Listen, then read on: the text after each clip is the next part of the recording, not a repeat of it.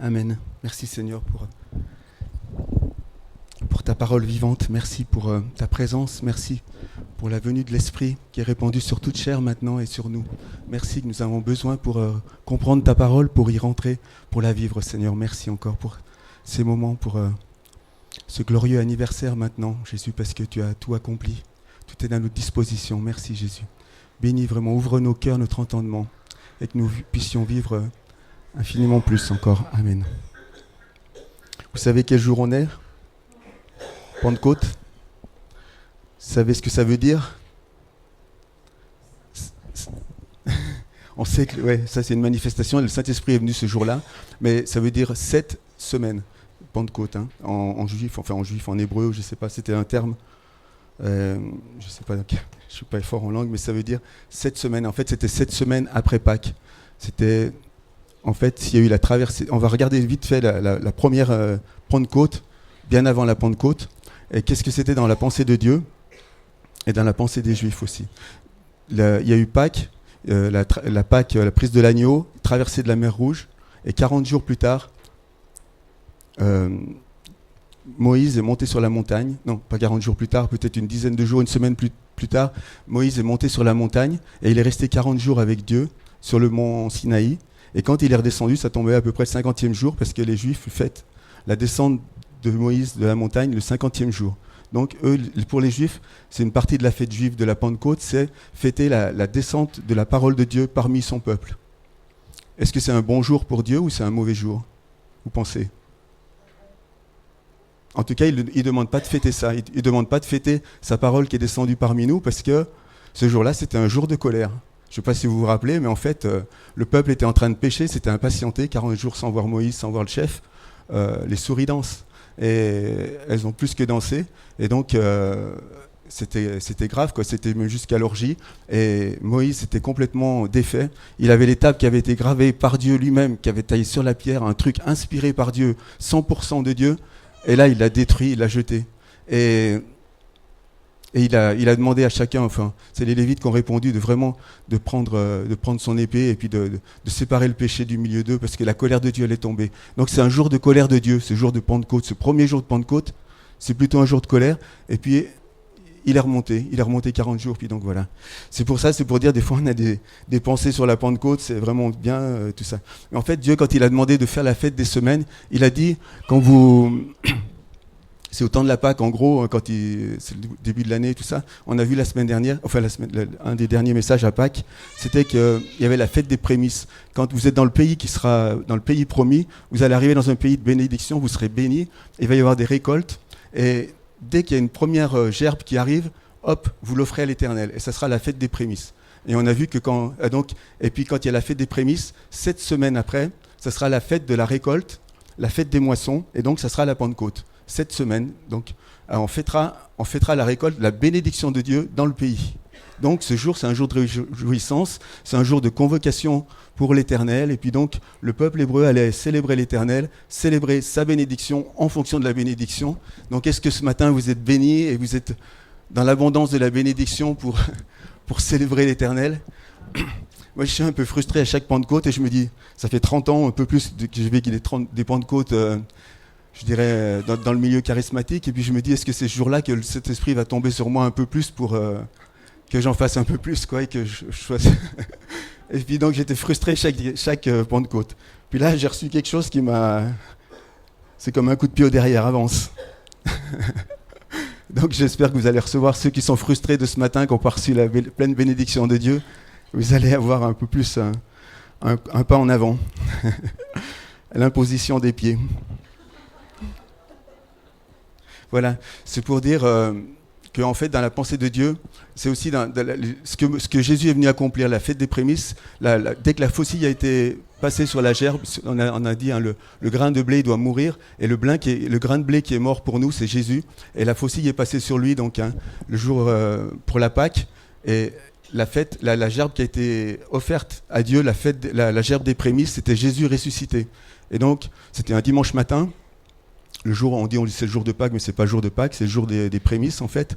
Jésus est ressuscité, c'est la première gerbe qui est montée, et qui est notre exemple, cette vie de ressuscité. Et puis, 50 jours plus tard, la vie de Jésus qui est maintenant produite en nous. Quand on a cru en lui, on est devenu Christ en nous, chrétien. Et puis, on doit maintenant, cette bénédiction que Dieu a mis en nous, on doit pouvoir venir le célébrer. Donc voilà la fête de Pentecôte, c'est venir célébrer l'œuvre de Dieu en nous. Donc voilà, des fois on est un peu frustré quand même le jour de Pentecôte. Je voulais... On va voir quelques passages quand même pour voir un peu ce qu'est la pensée de Dieu. Comment ont vécu les apôtres de cette Pâque. Ils ont vécu... Je vous avais montré aussi que le jour de Pâques, ce n'était pas un jour glorieux pour les apôtres parce qu'ils ne croyaient pas à la résurrection. Donc quand ils sont allés dimanche matin, ils allaient voir le corps mort, ils n'allaient pas voir le vide dans le tombeau. Ils étaient plutôt stressés et peureux et perdants et défaits. Mais Jésus leur est apparu et pendant 40 jours, il est resté avec eux pour manifester vraiment sa vie et pour aussi montrer que c'était écrit dans les Écritures. Il est venu accomplir, il a expliqué aux disciples sur la route d'Emmaüs, il a expliqué que c'était écrit, il leur a convaincu, non pas en les faisant toucher, pas seulement toucher, mettre son doigt dans les trous des mains et tout ça, mais vraiment par la parole de Dieu. C'est la parole qui nous convainc. Et Jésus, il est venu accomplir ce qui était écrit, il n'est pas venu faire simplement une petite histoire biblique. Vraiment des choses graves, importantes, qui ont une portée spirituelle. C'est Dieu qui l'a prévu, c'était prévu, c'est pas un accident. Jésus n'est pas mort par accident sur la croix, mais c'était prévu. Il devait ressusciter et il devait aussi monter au ciel, il devait être glorifié pour que nous recevions l'Esprit promis. Et c'est ce qu'on voit dans le passage, ce qu'on verra peut-être tout à l'heure. Dans le passage, l'Esprit était déjà promis. C'était pas un accident non plus que la Pentecôte, il tombe ce jour-là, paf, paf. C'était quelque chose qui était prévu. Pour ceux qui prennent des notes, je voulais simplement dire pour la fête des semaines, c'est donner des références quand même, parce qu'on n'a pas le temps de lire tous les passages, ça fera trop long, et puis je voudrais arriver quand même à une pensée un peu claire à la fin. C'est dans Deutéronome 16 au verset 9, à partir du verset 9, donc il y a une explication de la fête des semaines, et il y a un autre passage aussi dans Lévitique 23, versets 15 à 22. Et on voit donc ce qu'était la Pentecôte dans la pensée de Dieu. Et c'est là où on peut voir l'image, l'analogie avec Jésus. Ensuite, Jésus a dit aux apôtres, le Saint-Esprit ne va pas vous tomber dessus comme ça à tout cuit, il faut que vous l'attendiez, vous restez ensemble et vous priez. Il a dit, restez à Jérusalem, ne partez surtout pas sans lui, n'allez pas faire le travail, parce que ces 40 jours, c'était quand même des jours joyeux pour les apôtres, parce qu'ils avaient Jésus avec eux, qui était ressuscité, qui avait vaincu le plus grand ennemi qu'on pouvait avoir ici-bas, c'est d'arrêter de vivre. On ne sait pas où on va après. Et la maladie, c'est déjà quelque chose, il faut lutter contre. Mais alors la mort, et Jésus, il avait gagné la mort. Et ils ont été convaincus aussi qu'il venait accomplir les Écritures. Donc ils étaient vraiment heureux quand vous avez une promesse qui s'est accomplie, que vous avez attendu, que vos pères ont attendu, que votre génération a attendu, de voir que le bien-aimé ne reste pas dans la corruption, mais qu'il ressuscite. Eh ben, c'est une joie indicible. Quand j'ai vu que l'évangile était vrai, que ça marchait, c'était une joie plus qu'enthousiasme, plus que Dieu en nous. C'est des forces incroyables. Et donc ils étaient quand même enthousiastes dans cette période, mis à part qu'ils étaient un peu tristes parce que Jésus n'était plus là pour les reprendre. Il était monté au ciel donc, à l'ascension, donc le jour de l'ascension, donc 40 jours plus tard. Il leur a dit d'attendre à Jérusalem. Et qu'est-ce qu'ils ont fait ? Il y avait un tout petit groupe qui est resté, les 12 apôtres, et qui sont restés pour prier, non ? Ils étaient combien ? 120. 120 dans Actes, début de Actes. Je ne sais pas si on prend maintenant la parole. De Actes, mais je voulais faire... Ouais, c'est juste pour donner ceux qui attendent le Saint-Esprit. Ceux qui n'ont pas encore reçu vraiment le Saint-Esprit ou qui ne sont pas sûrs d'avoir reçu le Saint-Esprit. On prend Acte 2, quand le jour de la Pentecôte arriva, ils étaient tous ensemble au même endroit. Tout à coup, il vint du ciel un bruit comme celui d'un vent violent qui remplit toute la maison où ils étaient assis. Donc des langues de feu leur apparurent séparées les unes des autres. J'arrête pour l'instant. Jésus leur a dit d'attendre ensemble. Donc, ce n'est pas rechercher l'onction dans votre chambre, comme il disait. Des fois, quand vous priez dans le secret, votre Père, il entend dans le secret. Là, il leur a demandé d'être ensemble. Et ils ne sont pas venus par petits groupes de cellules, une petite cellule de 12 ou 20. ils étaient 120. Il y avait la mère de Jésus, c'était là, Marie et tout ça. Ils ont élu Matthias pendant ces jours, ils ne savaient pas. Et donc la première chose, une des choses, c'est d'abord, il a dit d'attendre le Saint-Esprit. Donc le premier point, c'était attente. Si vous attendez le Saint-Esprit, il pourra venir, mais si vous ne l'attendez pas, il ne va pas vous tomber dessus. Recherchez le Saint-Esprit. C'est dire aspirer au don spirituel, aspirer au Saint-Esprit. On ne peut pas réussir sans lui. Si vous voyez des chrétiens qui marchent mieux que vous, c'est parce que c'est le Saint-Esprit en eux. Ou alors le reste du fonctionnement de la chair, mais un jour ou l'autre, ça va s'épuiser. Attendons le Saint-Esprit et recherchons-le. La deuxième chose, donc, c'est l'unité qu'on voit. Donc, ils étaient tous ensemble au même endroit. Ça ne veut pas dire qu'on est toujours, on se suit tous et tout ça, mais on se donne des moments pour prier. Et je remercie pour ceux qui viennent le vendredi soir, maintenant un peu plus. On a dit qu'on essayait de reprendre du terrain dans la prière, parce que on doit en vivre plus avec Dieu. Je ne sais pas si vous êtes d'accord, c'est important, parce qu'on peut pas, dans ce monde, on ne fait pas le poids autrement, hein, s'il n'est pas là avec nous, dans la balance. La persévérance aussi. Ils sont restés plusieurs jours, plusieurs jours, mais tous les jours, et même une semaine, même encore un peu plus. Donc la persévérance. Bon, ils avaient la promesse de Jésus orale, donc c'était sûr que ça allait marcher, mais il fallait rester quand même, ils ne savaient pas combien de temps. Et donc aussi la détermination, parce qu'ils ne savaient pas le jour ni l'heure quand ça allait arriver. Et là, c'était un dimanche matin, à 9h du matin, ils étaient 120.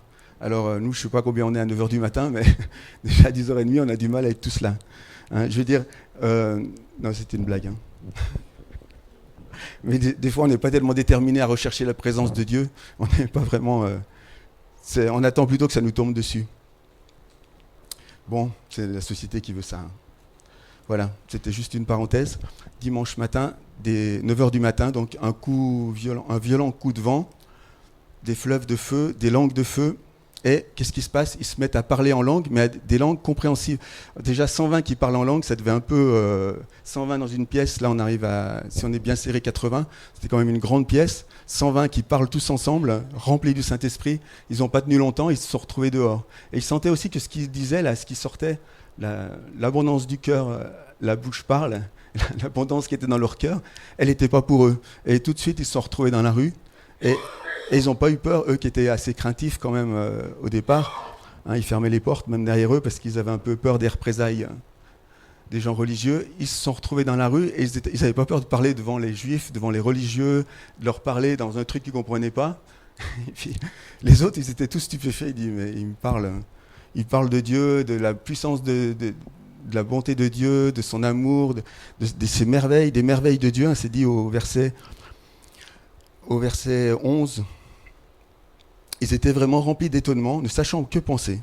Ils disent que c'est sous l'effet de l'alcool.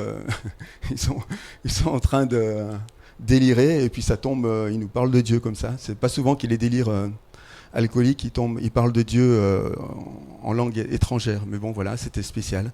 Et donc Pierre va s'expliquer à ce moment-là, ce jour-là. Qu'est-ce que représente donc cette Pentecôte? Donc je vais pas, parce que j'espère que vous connaissez ce passage de la venue de l'Esprit Saint. C'est important de le lire, de le relire en cette temps de période. Je vous le lis pas ensemble. On le lit pas ensemble parce que ça fera trop long si je veux arriver là où je dois arriver. Je vais prendre un autre passage après. Et simplement, ces langues de feu, ce qui est important, c'est la réponse de Dieu à l'homme. Il voulait envoyer quelque chose du ciel. Il voulait envoyer pour l'adoration, pour la véritable adoration. C'est une réponse de Dieu aux hommes. C'est lui qui a changé le langage des hommes. Dans la tour de Babel, c'est lui qui a confondu, qui a fait que les hommes ils parlent différentes langues, alors qu'avant ils parlaient une seule langue. Dieu, il veut qu'on parle le même langage, mais à cause de la méchanceté de l'homme et de son désir de faire une religion qui remplace Dieu, de vouloir faire une tour qui monte vers Dieu, une flèche qui monte vers Dieu et puis qui le remplace, à cause de ça, Dieu a confondu leur langage. Et à la Pentecôte, moi je vois une flèche qui descend du ciel, le Saint-Esprit, et il rassemble les langages, il fait que les hommes ils se comprennent de nouveau. Ça rassemble toutes les ethnies. Hein. Et au départ, ils n'ont pas bien compris les apôtres et les disciples. C'était surtout d'abord pour les Juifs qui parlaient. Et puis, même s'il y avait plusieurs langues, ils ont cru que le salut c'était d'abord réservé aux Juifs. Mais non, c'est pour tous les peuples, toutes les nations, toutes les langues, toutes les ethnies. Et c'était sa promesse aussi, mais ils ne le comprenaient pas vraiment encore à ce moment-là. Et voilà, c'est la flèche de Dieu. Et si on voit que dans Ézéchiel 36, c'est dit qu'il changera les cœurs de pierre en cœurs de chair. C'était une promesse de l'Esprit aussi. Si on voit que la Torah qui était en pierre, elle arrive dans un cœur de pierre, il y a un brisement, ça ne peut pas marcher. Et c'était voué à l'échec. C'était voué à l'échec, quoi. Dieu savait que ça n'allait pas marcher. Il savait qu'il y aurait encore autre chose. Mais c'était pour montrer que l'alliance, les hommes qui veulent réussir avec Dieu par la loi, ils ne peuvent pas y arriver. Pierre contre pierre, ça casse. Il y a un moment où ça ne tient pas. Et toutes les religions qui ont des lois, elles ne passeront pas. Elles ne procurent pas la vie. Voilà. Mais la bonne nouvelle, c'est que Dieu a envoyé sa flèche, son Saint-Esprit, qui vient dans notre esprit et qui renouvelle notre cœur de pierre, qui le change en un cœur de chair, un cœur tendre, aimant, qui aime Dieu, qui aime son prochain. Voilà le changement, la flèche de Dieu, la réponse de Dieu. Hein, le jour de la Pentecôte, c'est la vraie flèche de Dieu. La parole vivante est descendue parmi les hommes, c'est Jésus. Mais la deuxième flèche qu'on a besoin, c'est vraiment le Saint-Esprit en nous et qui vit Jésus en nous. Voilà. C'était la petite image par rapport à la Pentecôte. On va avancer et je voudrais prendre un passage aussi, une promesse. Parce que les apôtres ont dû réfléchir quand même quand ils allaient recevoir le Saint-Esprit, qu'ils ne reçoivent pas n'importe quoi. Et c'est dit d'éprouver les esprits. Et ils disaient, mais c'est où que c'est prévu que le Saint-Esprit ? Et Jésus, il leur avait parlé des fleuves d'eau vive, il avait parlé différentes choses. Hein. Il y a du Saint-Esprit, attendez, vous verrez, il convaincra de péché, de justice, de jugement. Et puis, il y avait aussi Ézéchiel 47. Alors, je ne sais pas si vous vous rappelez, Ézéchiel 47, c'est Ézéchiel, il reçoit une vision du temple, un temple nouveau, et immense, tellement immense qu'il ne rentre pas à Jérusalem. Je vous avais fait une description une fois, bon, c'était un peu rébarbatif, mais c'est intéressant, que la pensée de Dieu sur ces choses-là, sur ce temple. Et ce temple, à la sortie du temple, sous la porte de l'Est, la porte qui était fermée, qui était réservée pour le prince, lequel était passé une fois, elle était fermée jusqu'à son retour. Hein, c'est un symbole de Jésus qui est passé par cette porte et qui reviendra sur le mont des Oliviers, qui rentrera par cette porte d'or. Hein. Je ne vais pas faire toute la théorie, toute l'étude biblique, mais sous cette porte, sous le seuil, il sortait une source. Donc, quand il fait la visite, Ézéchiel avec l'ange, il voit qu'à l'intérieur, sous la porte, à l'intérieur du temple, il y a une source qui sort, il sort de l'eau. Il y a une fuite, quoi. Hein. Et puis, donc, il lui fait faire tout le tour sans passer par la porte. Et puis, ils font le tour, et puis ils voient que c'était sur le côté droit. Et elle va sortir. Alors, il mesure, c'était un petit ruisseau. Donc, on va regarder ça. Voilà. Pardon. Ensuite, donc, Ézéchiel au 47. Ensuite, l'homme m'a fait revenir, c'était un ange donc, m'a fait revenir vers la porte du temple. J'ai vu que l'eau sortait sous le seuil du temple, à l'est, car la façade du temple était orientée à l'est. L'eau descendait sous le côté droit du temple, au sud de l'autel. Puis il m'a fait sortir par la porte nord, m'a fait faire le tour par dehors, voilà ce que je vous disais. J'ai vu que l'eau coulait du côté droit. Lorsque l'homme s'est avancé vers l'est, il tenait un ruban à mesurer, un cordeau, hein, et il a mesuré 500 mètres, hein, ou 1000 coudées, hein, je ne sais pas ce que vous avez dans vos Bibles, 500 mètres, et il m'a fait traverser l'eau, j'en avais jusqu'aux chevilles, donc ça passait, quoi. Hein. Il avait pied. J'aurais aussi passé, moi. Avec ça, j'avais pas trop peur. J'aime pas trop l'eau, hein, c'est pour ça. Il a mesuré encore 500 mètres et il m'a fait traverser l'eau. J'en avais jusqu'aux genoux. Donc c'était vraiment quelque chose qui montait. Plus on avançait, plus c'était fort. Et puis il avance encore 500 mètres. C'était devenu un torrent, donc vraiment quelque chose de... Cette petite source qui paraissait pas grand-chose, très peu de temps. Hein. Vous savez qu'il faut plutôt 5 km ou 50 km pour qu'une source grandisse autant que ça, hein, pour qu'elle devienne un fleuve. Hein, il faut au moins ça, je ne sais pas si vous regardez en montagne, petite source, puis après il faut arriver au fleuve, au Rhône, ça. Il faut quand même des kilomètres. Hein. Donc là c'était des 500 mètres, donc c'était assez rapproché spirituellement. Et c'était devenu un torrent que j'étais incapable de traverser, car l'eau était si profonde qu'il fallait y nager. Ça veut dire que ça dépassait la ceinture. Un torrent, il y a de la force, et il y a un moment où on perd notre centre de gravité, quoi. Il y a un moment où c'est pas qu'on flotte, mais on perd pied, quoi. Voilà, c'était pour dire. Donc il devait y en avoir quand même assez. Peut-être pas. Ouais. Et donc il perd des prises. Il ne pouvait plus contrôler, donc il ne pouvait plus traverser. Alors il m'a dit, as-tu bien regardé, fils de l'homme? Et il m'entraînait, ramené au bord du torrent, puis il m'a ramené, j'ai vu qu'il y avait sur la rive du torrent une grande quantité d'arbres de chaque côté. Alors il m'a dit, cette eau sort vers le district est, elle descendra dans la plaine, elle s'éloignera du temple, cette eau, elle se jettera dans la mer morte. Donc voilà, cette eau, elle n'est pas pour le temple, elle n'est pas pour abreuver le temple, elle n'est pas pour, pour le fonctionnement intérieur, elle est pour l'extérieur. Plus on s'éloigne du temple, plus il y a une onction, il y a un remplissage, il y a de la puissance pour purifier. Lorsqu'elle sera déversée dans la mer, l'eau de la mer sera assainie. Tout être vivant qui grouille vivra partout où le torrent parviendra. Il y aura une grande quantité de poissons, car l'eau, là où cette eau parviendra, tout sera assaini. Là où parviendra le torrent, il y aura profusion de vie. Des pêcheurs se tiendront sur ces rives et on étendra les filets. Il y aura des poissons de diverses espèces, donc toute ethnie, toute nationalité. Comme les poissons de la Méditerranée, il y en aura en grande quantité. Ces marais, ces étangs ne seront pas assainis, ils seront exploités pour le sel. Le long du torrent, sur chaque côté de ces rives, pousseront toutes sortes d'arbres fruitiers. Leur feuillage ne se flétrira pas, ils ne cesseront jamais de porter du fruit. Ils donneront du fruit tous les mois parce que l'eau qui les arrose sort du sanctuaire. Voilà, même qu'elle vient de loin, ils sont bien loin après le sanctuaire, c'est peut-être 1,5 km. L'eau, elle sort du sanctuaire, elle est pure, c'est pas les affluents, c'est vraiment quelque chose de spirituel. Ils sont toujours branchés sur le temple, mais ils donnent du fruit parce leur eau, elle sort du sanctuaire, donc du sanctuaire de Dieu, de la présence de Dieu. Leurs fruits serviront de nourriture et leurs feuilles de remède. Voilà. C'est un peu, là c'est la vision un peu le but de l'esprit. C'est pas, donc je dis pour arroser le temple, c'est pour bénir, être en bénédiction à l'extérieur. Donc le Saint-Esprit était, vous serez mes témoins. C'est d'autres passages qui le disent aussi. Donc ça c'est juste pour garder ça à la pensée. Maintenant, on va regarder une des promesses de Jésus.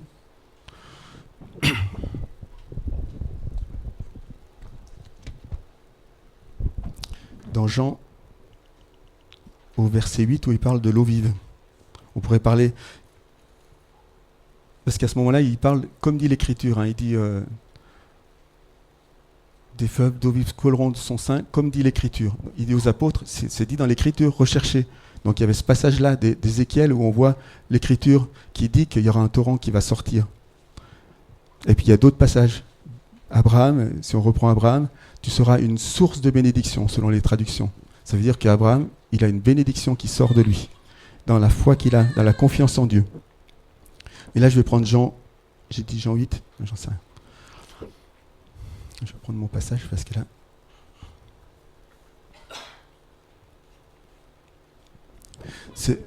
Je vais donner quand même l'image avant de repasser à autre chose, avant de passer à ce passage. C'était que, est-ce qu'on a envie de rester par rapport à l'image du temple d'Ézéchiel et le petit ruisseau et le grand fleuve qui descend, est-ce qu'on a envie de rester à la porte en attendant le retour du Seigneur avec ce petit ruisseau? Ou est-ce qu'on a envie de vivre la grande dimension de la puissance de Dieu qui est utile pour le monde? Est-ce qu'on a envie d'un petit charabia charismatique, des petits dons spirituels, des petits effleurements, des petits rafraîchissements à la porte en attendant le retour du Seigneur, ou est-ce qu'on veut plus, quoi? Est-ce qu'on veut vivre ce que Dieu a prévu? En sachant que le but de cette eau, elle était, justement, la pensée de Dieu, c'est le monde, et c'est même assainir la mer morte. Voilà.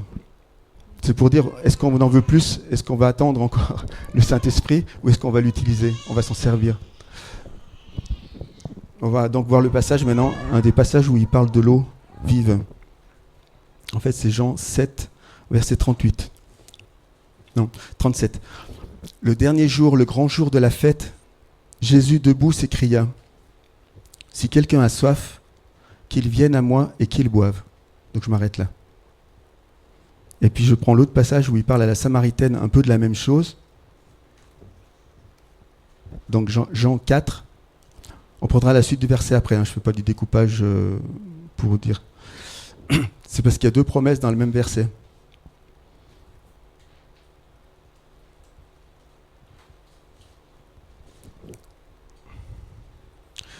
Jean 4 au verset 10, Jésus lui répondit, « Si tu savais quel est le cadeau de Dieu et qui est celui qui te dit « Donne-moi à boire », tu lui aurais toi-même demandé à boire et il t'aurait donné de l'eau vive. » Vous avez tous vécu cette expérience avec Dieu de recevoir de l'eau vive. Hein, je pense, vous l'avez reçue. Là, on va voir comment il a donné l'eau vive à cette Samaritaine. On va vite voir le passage. Ouais, c'est super, maman, toi, c'est arrêté. Non, c'est bon. On va vite voir ce passage, comment il a donné l'eau vive. Mais vous avez reçu cette vie de Jésus en vous, cette eau vive. Et c'est vrai, on en a besoin. Et on a besoin constamment d'être renouvelé par cette eau vive. On en a besoin tous les jours. C'est vrai, amen. Mais est-ce qu'on doit rester à cette source-là? C'est ça, c'est là où je veux en venir.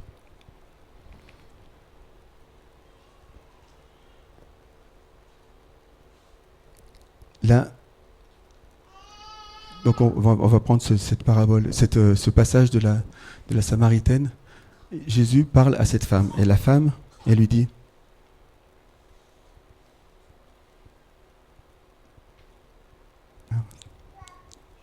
parce que j'ai oublié la première phrase, c'était en fait la Samaritaine, comment toi qui es juif, tu me demandes à boire, à moi qui suis une femme samaritaine.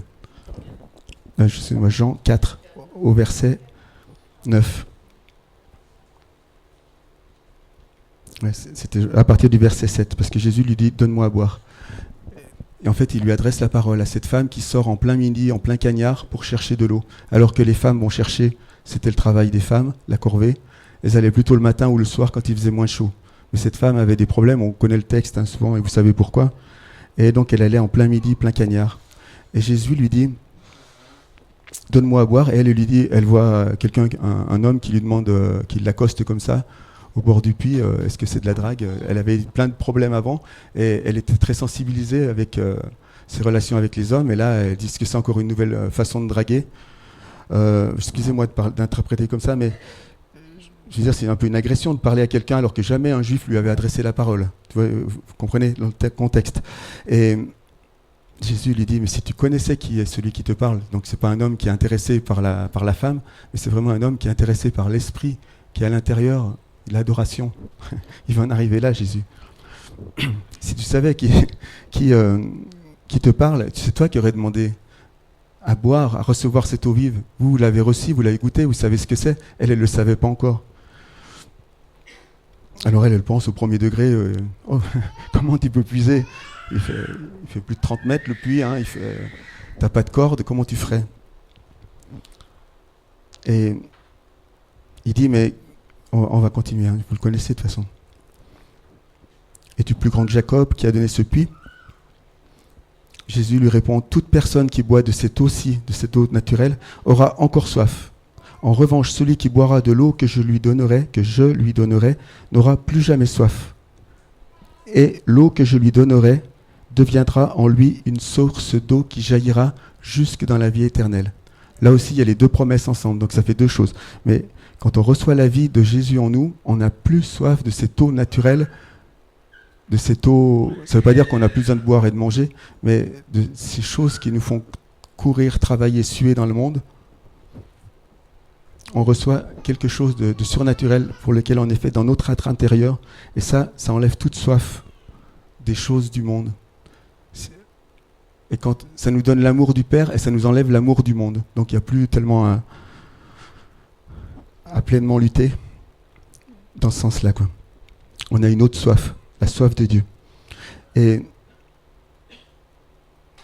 alors la femme, elle reste un peu à ce niveau-là, à niveau de elle comprend toujours pour l'eau, et puis elle dit, mais donne-moi de cette eau pour que je n'ai plus à venir puiser ici. Et Jésus, là, c'est là où il la ramène à son problème.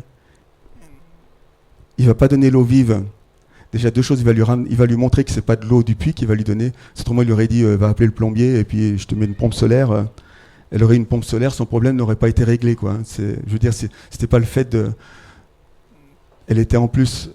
Elle avait plusieurs problèmes. Elle avait le problème de l'esclavage de l'homme, dans le sens que c'était elle qui avait toujours la corvée de l'eau. Hein, vous connaissez ça? Toujours les mêmes qu'on les corvait. Et puis, il y avait aussi le fait qu'elle devait fuir le village, même que c'était des Samaritains qui étaient réputés de mauvaise vie. elle était encore de plus mauvaise vie, et donc il y avait tous les ragots, et pour fuir les ragots, elle était obligée de sortir à midi. Donc Jésus, pour confronter son problème, il lui dit « Appelle ton mari ». Alors elle dit « Je dis tout, je dis pas tout ». Elle ment. Elle dit « J'ai pas de mari ».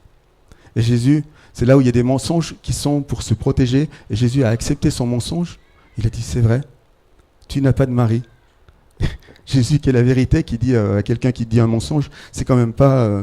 c'est un peu... Moi, ça m'a toujours surpris. J'aurais foncé dans le lard, quoi. Je dis, mais tu mens. Tu as bien fait de dire, je n'ai pas de mari, car tu as eu 5 maris, et l'homme que tu as maintenant n'est pas ton mari. Donc vraiment une femme brisée par toutes sortes de déceptions et cassée par la vie. Et donc Jésus voulait mettre le point à cet endroit-là pour son âme. Et voilà l'eau vive où elle va toucher, quoi. Elle va recevoir quelque chose, et on sait que après elle va parler d'adoration. Elle dit, femme, il dit Jésus, crois-moi, l'heure vient où ce ne sera ni sur cette montagne, ni à Jérusalem que vous adorerez le Père. Vous adorez ce que vous ne connaissez pas, mais nous adorons ce que nous connaissons, car le salut vient des Juifs. Donc c'est vraiment que le salut est donné par la parole de Dieu. Hein. Les Juifs ne sont pas plus purs que les autres, hein, mais souvent ils n'ont pas cru la parole, mais c'est la parole qui est passée dans le peuple juif qui est importante, et puis aussi ceux qui sont fidèles aussi qui l'ont transmise. Hein. Mais c'est pas que Dieu est raciste, c'est que Dieu a envoyé sa parole à un endroit pour qu'elle propage sur toute la terre. Voilà, le salut vient de ce côté-là. Et l'heure vient où elle est déjà là. Les vrais adorateurs adoreront le Père en esprit, avec un petit e, donc dans l'esprit, dans leur cœur, au fond de leur cœur, plus que leur âme, et en vérité. En effet, ce sont là les adorateurs qui recherchent le Père. Dieu est esprit, et il faut que ceux qui l'adorent en esprit et en vérité. C'est un passage qu'on aime beaucoup, mais qu'on ne comprend qu'à moitié, quand même. On a besoin de le vivre encore bien plus. On adore Dieu en esprit. Et le dimanche matin, on a besoin aussi de vraiment vivre cette dimension plus forte de l'esprit.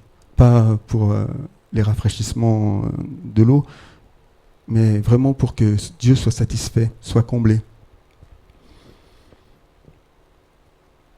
Alors après, elle dit, est-ce que tu es le Messie? Puis Jésus lui dit, je suis le Messie. Et là, elle a vraiment reçu cette eau vive parce qu'elle qui était moquée par tout le monde dans le village, elle ose partir en courant, elle est remplie d'enthousiasme pour aller annoncer. J'ai vu, quelqu'un ne serait-il pas le Messie? Il m'a dit tout ce que j'ai fait.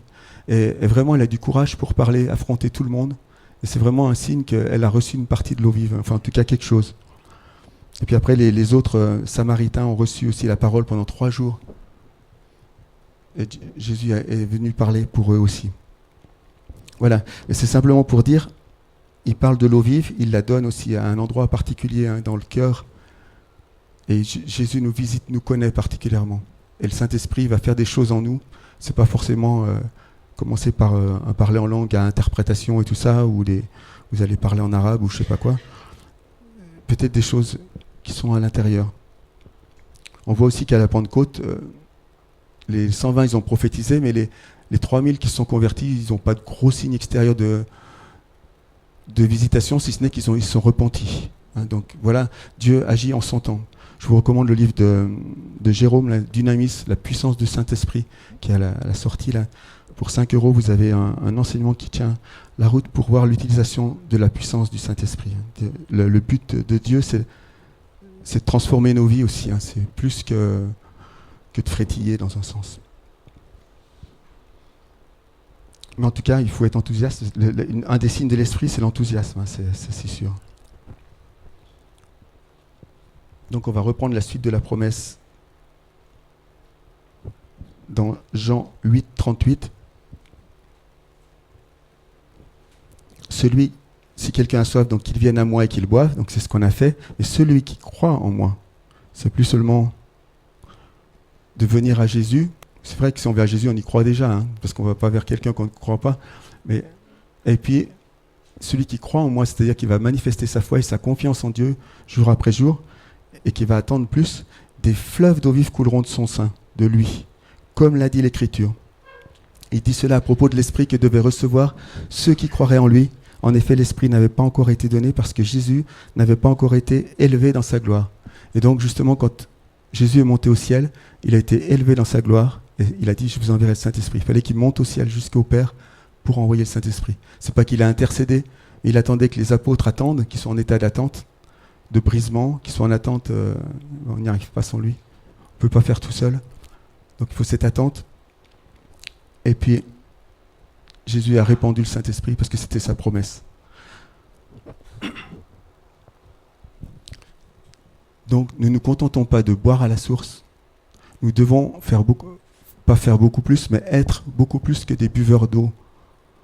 Même si c'est de l'eau vive, on ne doit pas être des buveurs d'eau douce seulement, d'eau vive seulement, mais on doit être des fontaines d'eau vive, c'est-à-dire des choses qui sortent de nous et qui vont bénir les autres. Comme les disciples, je dirais pas seulement les apôtres, à la Pentecôte, ils ont béni les autres au travers des louanges de Dieu, au travers des signes, après au travers des guérisons. Ils ont béni le peuple, ils ont manifesté la vie de Dieu, et ils ont débordé de la vie de Christ. Amen. Je crois que je fais déjà assez long comme ça.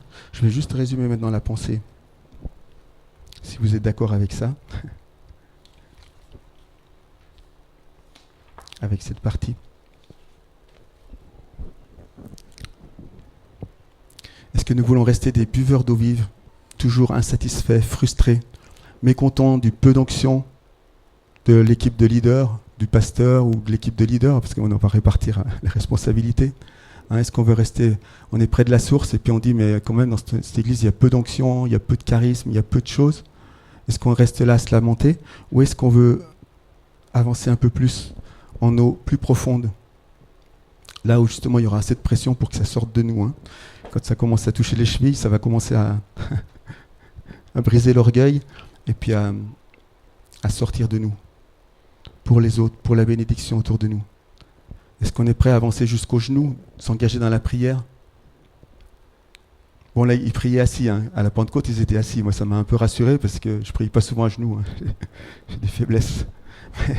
Mais qu'on soit assis, qu'on soit à genoux, prier, la dimension de la prière, c'est important.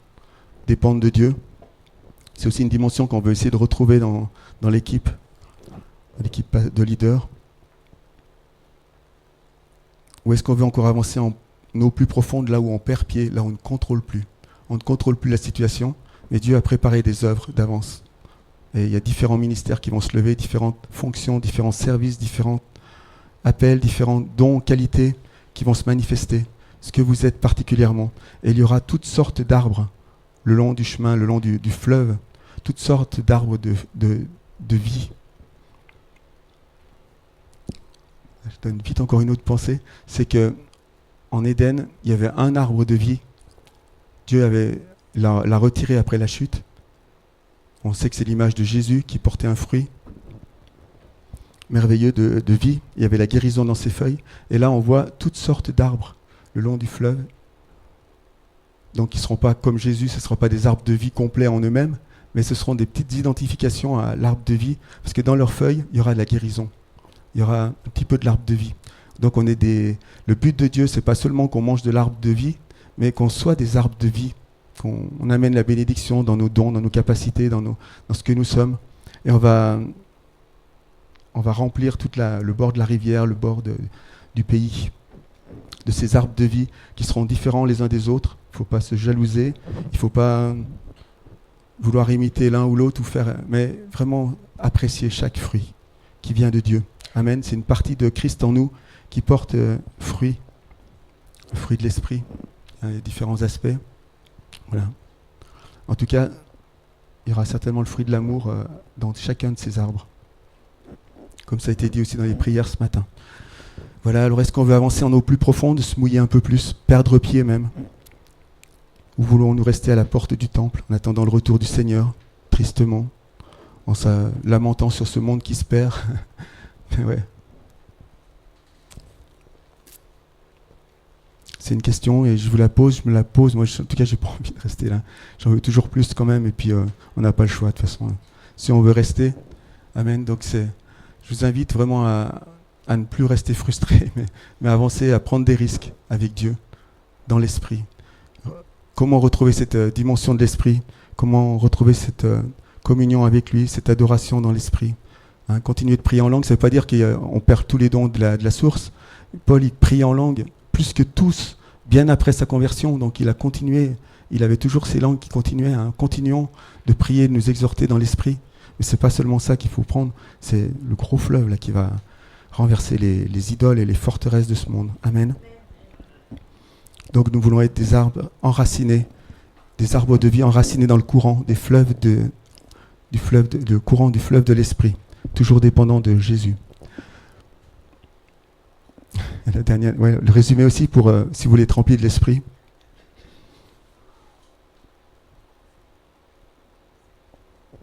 Il faut passer par la mort. C'est une mauvaise nouvelle. En fait, la mort de soi. Le Saint-Esprit, il est déversé un petit peu. C'est la page d'accueil un peu. Au départ, on a reçoit des choses, les arts de l'esprit. Mais après, il y a des endroits où on devra passer vraiment par la mort. Le baptême de feu, c'est des endroits où on doit passer par la mort en nous. Il y a des trucs, ils doivent pas rester. Parce que si le caractère n'est pas changé, l'esprit, sans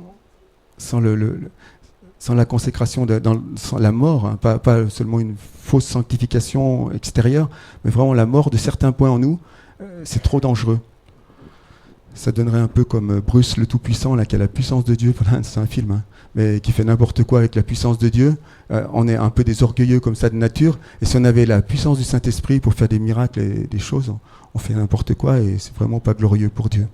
Ou comme les apôtres, il y a un moment, ils ont vu quelqu'un qui leur résistait, là, les Samaritains qui ne voulaient pas laisser passer Jésus pour que le chemin soit plus court. Il dit, est-ce que tu veux, quoi, le gentil Jean, à la fin de l'Apocalypse, il était vraiment plein d'amour, c'est apôtre de l'amour, mais à ce moment-là, il a dit, est-ce que tu veux qu'on fasse descendre le feu du ciel sur le visage, sur le village, quoi, je veux dire. C'était un peu, voilà, il faut passer par la mort, en tout cas, dans beaucoup de points. Voilà, ça fait partie du pack cadeau, de la bénédiction de la Pentecôte. Amen. Donc n'ayons pas peur de mourir dans certains endroits. Et puis continuons et avançons en pleine eau. Amen. Je vous invite à vous lever pour au moins faire une démarche, ça vous réveillera un petit peu ceux qui sont endormis. Puis dire, Seigneur, on veut vraiment plus, peut-être on veut avancer, ou alors on ne veut pas avancer. Ouais, Seigneur. Nous sommes tellement heureux de tout ce que tu as déjà accompli, Seigneur, que tout est accompli à notre disposition et nous voulons entrer pleinement dans tes promesses. Nous voulons marcher avec toi. Merci, Jésus, pour ton Saint-Esprit qui nous conduira dans toute la vérité, qui nous fera avancer dans ces choses, qui nous les fera vivre pour ta gloire, Seigneur. Merci pour ta gloire, que tu sois glorifié par l'abondance des fruits que nous portons, Seigneur. Merci, Jésus. Merci pour ce merveilleux fruit que tu es et nous voulons vraiment le porter partout. Merci. Amen. Bénis chacun de mes frères et sœurs. En ton nom. Amen.